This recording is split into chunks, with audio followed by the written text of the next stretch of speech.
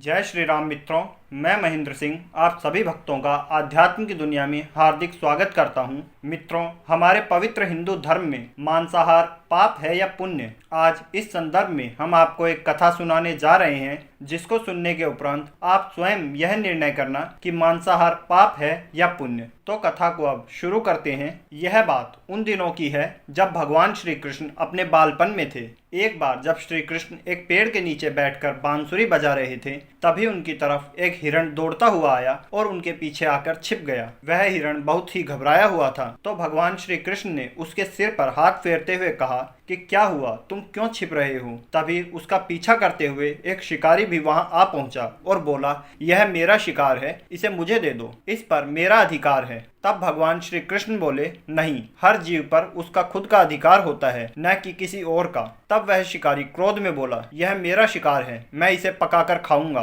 तब भगवान श्री कृष्ण बोले, किसी भी जीव को मारकर खाना पाप की श्रेणी में आता है। क्या तुम पाप के भागी बनना चाहते हो? मांसाहार पुण्य है या पाप, क्या तुम इस धर्म को नहीं जानते? तब वह शिकारी बोला, मैं तुम्हारे जितना शिक्षित तो नहीं हूँ कि यह जानूं मांसाहार पुण्य है या पाप, पर मैं यह जरूर जानता हूँ कि किसी जीव को मारकर खाना इसमें कोई हर्ज नहीं है, क्योंकि मांसाहार करके एक तो वह उस जीव को जीव बंधन से मुक्त कर रहा है, तो फिर क्यों मांसाहार से मना किया जाता है? मांसाहारी होने को क्यों नहीं कहा जाता? वैसे भी मैं इसे मारकर इसे नीच योनि से मुक्ति दिलाकर पुण्य ही कमा रहा हूँ, फिर इस पर पाबंदी क्यों? इसे तो प्रोत्साहित करना चाहिए। यहाँ तक मैंने सुना है कि जीव हत्या तो शास्त्रों में भी बताई गई है, राजा लोग भी शिकार किया करते थे। ऐसे तमाम तर्क देते हुए शिकारी ने श्री कृष्ण से पूछा कि फिर मांसाहार गलत क्यों है और क्यों यह पाप की श्रेणी में आता है? आप ही बताइए, मांसाहार पुण्य है या पाप? शिकारी के यह सब तर्क सुनकर भगवान श्री कृष्ण समझ गए कि इसकी बुद्धि मांस खाने के कारण तामसिक हो गई है और उसने सोचने समझने की बुद्धि भी खो दी है। फिर भगवान श्री कृष्ण बोले, इस अंतहीन विषय पर पहले मैं कोई राय नहीं दूंगा। मेरी इस छोटी सी कथा को सुनने के बाद तुम ही उत्तर देना कि मांसाहार पुण्य है या पाप, और तुम्हें मांस खाना है या नहीं।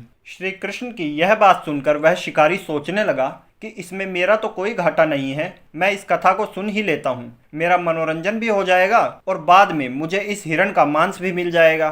तो उसने श्री कृष्ण से कथा सुनने के लिए हाँ कह दिया। तो अब भगवान श्री कृष्ण ने अपनी कथा आरंभ की। एक बार मगध राज्य में खाद्य संकट खड़ा हो गया और वहां अन्न का उत्पादन कम रहा। इससे वहां के राजा को चिंता होने लगी कि यदि इस समस्या का शीघ्र निदान नहीं किया गया तो संरक्षित अनाज कोष भी समाप्त हो जाएगा और संकट भीषण हो जाएगा। तो सम्राट ने अपनी राज्य सभा से पूछा कि देश की खाद्य समस्या को सुलझाने के लिए सबसे सस्ती वस्तु क्या है? इस प्रश्न से सभी मंत्रीगण सोच में पड़ गए कि चावल, गेहूं, आलू इत्यादि पदार्थों को उगाने के लिए बहुत श्रम करना पड़ता है, वह तभी प्राप्त होते हैं जब प्रकृति का प्रकोप न हो। ऐसे में तो कुछ सस्ता हो ही नहीं सकता। तभी शिकार का शौक रखने वाले एक मंत्री ने सोचा कि यही उत्तम अवसर है, क्यों न अंधाधुंध शिकार के लिए राजा से अनुमति ले ली जाए। तो उसने सभा में कहा कि सबसे सस्ता खाद्य पदार्थ है मांस, इसके लिए धन का खर्च भी नहीं है और पौष्टिक खाना भी मिल जाता है। सभी सामंतों ने भी इस बात का समर्थन कर दिया, लेकिन मगध के प्रधानमंत्री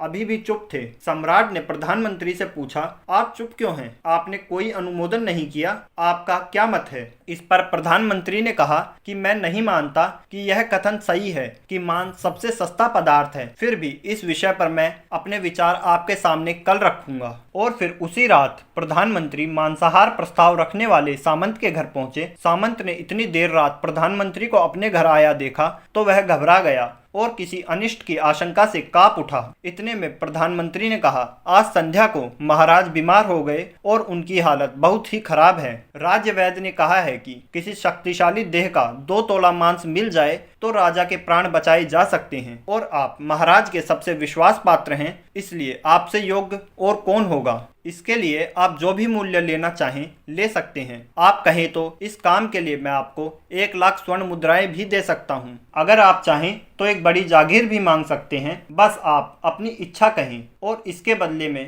कटार से आपके हृदय को चीरकर बस 2 तोला मांस निकाल लूंगा। प्रधानमंत्री की यह बात सुनकर सामंत के चेहरे का रंग फीका पड़ गया। वह सोचने लगा कि जब जीवन ही नहीं रहेगा तो लाख स्वर्ण मुद्राओं से मैं क्या करूंगा और बड़ी जागीर भी मेरे किस काम की। अब वह झटपट अंदर भागा और अपनी तिजोरी से 1 लाख स्वर्ण मुद्राएं लेकर आया और मुद्राएं देकर उसने प्रधानमंत्री के पैर पकड़ लिए और गिड़गिड़ाते हुए बोला, श्रीमंत, मैं आपकी 1 लाख मुद्राओं में अपनी 1 लाख मुद्रा और मिलाता हूँ। इस पैसे से आप किसी और सामंत के हृदय का मांस खरीद लें, किंतु मुझे जाने दें और यह बात किसी को न बताएं, मैं आपसे आग्रह करता हूँ। प्रधानमंत्री जी यह समझ चुके थे कि सामंत बहुत डर गया है, किंतु वह उसे थोड़ी और मानसिक पीड़ा देना चाहते थे, इसलिए उन्होंने कहा, सामंत, आप शरीर से बलिष्ठ हैं, आपकी कदकाठी महाराज से मिलती जुलती है, इसलिए राज्य वैद्य ने खास तौर पर आपका नाम लिया है। आपके इस दान से हमारे राजा की जिंदगी बच सकती है। आप कहें तो मैं आपको अपना प्रधानमंत्री पद देने के लिए भी तैयार हूँ। मैं खुद आपका कर्मचारी बनकर रहूंगा, पर प्रजा से हमारे राजा न छीने।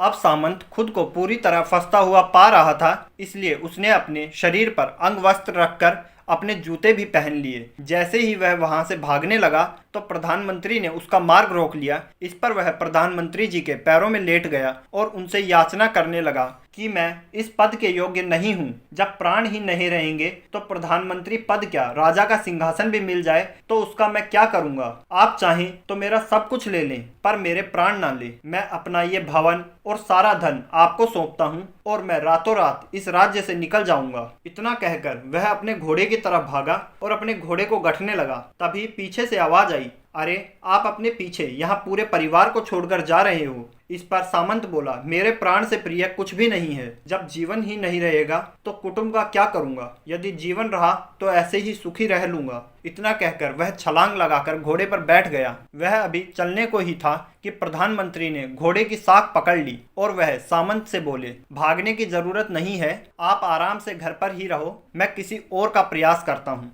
यह कहकर प्रधानमंत्री जी वहां से चले गए। प्रधानमंत्री के वहां से जाने पर सामंत के अंदर कुछ जान आई, परंतु उसको बेचैनी लगी रही और उसकी नींद खराब हो चुकी थी। अब मुद्राएं लेकर प्रधानमंत्री जी बारी बारी से सभी सामंतों के घर पहुंचे और सभी से राजा के लिए हृदय का 2 तोला मांस मांगा, परंतु कोई भी राजी न हुआ। सबने अपने बचाव के लिए प्रधानमंत्री को 1 लाख से लेकर 5 लाख मुद्राएं तक दे दी। इस प्रकार प्रधानमंत्री ने एक ही रात में करोड़ों स्वर्ण मुद्राएं जमा कर ली। फिर सुबह होने से पहले ही वह अपने महल पहुंच गए। अगले दिन राजसभा में सभी सामंत समय से पहले ही पहुंच गए। सभी यही जानना चाहते थे कि राजा स्वस्थ हैं कि नहीं, लेकिन कोई भी किसी से भेद नहीं खोलता था। बस सबको राज्य वैद्य की तलाश थी, क्योंकि उनसे ही उन्हें कुछ सूचना मिल सकती थी। परंतु प्रधानमंत्री ने पहले ही सैनिकों को आज्ञा दे रखी थी कि जब तक महाराज राजसभा में न आए तब तक किसी भी सामंत को बाहर न जाने दें। कुछ ही क्षण बाद राजा अपनी चिर परिचित गति में आए और आकर अपने सिंहासन पर बैठ गए। सभी सामंतों ने देखा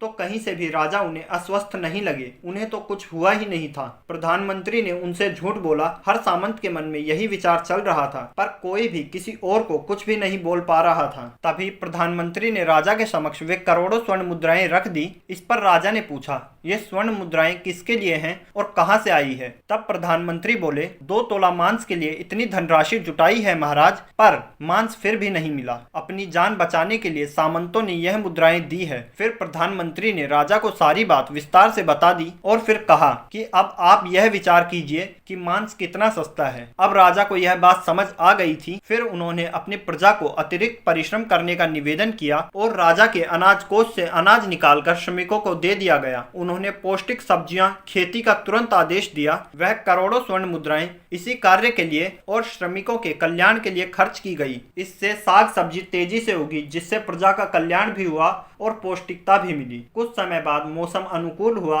और खेती लहलाने लगी। इस प्रकार राज्य से खाद्य संकट दूर हुआ। तो मित्रों, जीवन का यह मूल्य भगवान श्री कृष्ण हमें इस कथा के माध्यम से समझाना चाहते हैं कि हम यह न भूलें कि जिस तरह हमें अपनी जान प्यारी है, उसी तरह हर जीव को अपनी जान प्यारी होती है। किसी महान व्यक्ति ने कहा है, अपने दिल से जानिए पराये दिल का हाल। यदि संसार के संबंधों से मुक्त करने का तर्क सही है, यदि जीव हत्या जीव को संसार बंधन से मुक्त करने का तरीका है, तो फिर अत्याचारियों द्वारा किया गया नरसंहार भी मान्य है। वह भी यह तर्क दे सकते हैं कि वह लोग जीवन के कष्टों से आप लोगों को मुक्त कर रहे हैं। अगर उस जीव के लिए वह जीवन बोझ होता तो कभी भी वह अपनी जान बचाने के लिए संघर्ष नहीं करता, आपसे भागता नहीं। जब वह आपके सामने असहाय हो जाता है तो उसे अपने प्राण गंवाने पड़ते हैं, और जिन जीवों को आप मारकर खा रहे हैं उन्हें तो अपने प्राण बचाने का अवसर भी नहीं मिलता। इस बात को समझिए कि बर्बरता वही नहीं है जहां सिर्फ मानव का रक्त बहता है। बर्बरता उसे भी कहा जाता है जहां अपने स्वार्थ के लिए किसी जीव की हत्या की जाए। हम अपने अंत समय में जिंदगी भर के पापों के लिए जितने भी चाहें सुकर्म करने की कोशिश करते रहें, परंतु हम यह भूल जाते हैं कि जब वह जीव हमारे लिए काटा गया और हमारे कारण तड़पा, तो उसका श्राप हमें इसी जीवन में नहीं बल्कि अगले जीवन तक नहीं छोड़ता। भगवान श्री कृष्ण से यह ज्ञान पाकर शिकारी परिपूर्ण हो गया और उसे ज्ञान की प्राप्ति हो गई, और वह जान गया कि महानता जीवन लेने में नहीं बल्कि जीवन देने में है। शिकारी ने भगवान के आगे हाथ जोड़े और वहां से चला गया, और उसने कसम खा ली कि वह अपने संपूर्ण जीवन में किसी को भी कभी चोट नहीं पहुंचाएगा। तो मित्रों, आपको हमारी यह कहानी कैसी लगी हमें कमेंट जरूर करें, और साथ ही हमारे चैनल को सब्सक्राइब करें और साथ दिए हुए घंटी के बटन को अवश्य दबाएं, जिससे कि हमारे सनातन धर्म से जुड़ा इसी प्रकार का महत्वपूर्ण ज्ञान आपको प्राप्त होता रहे। जय श्री राम।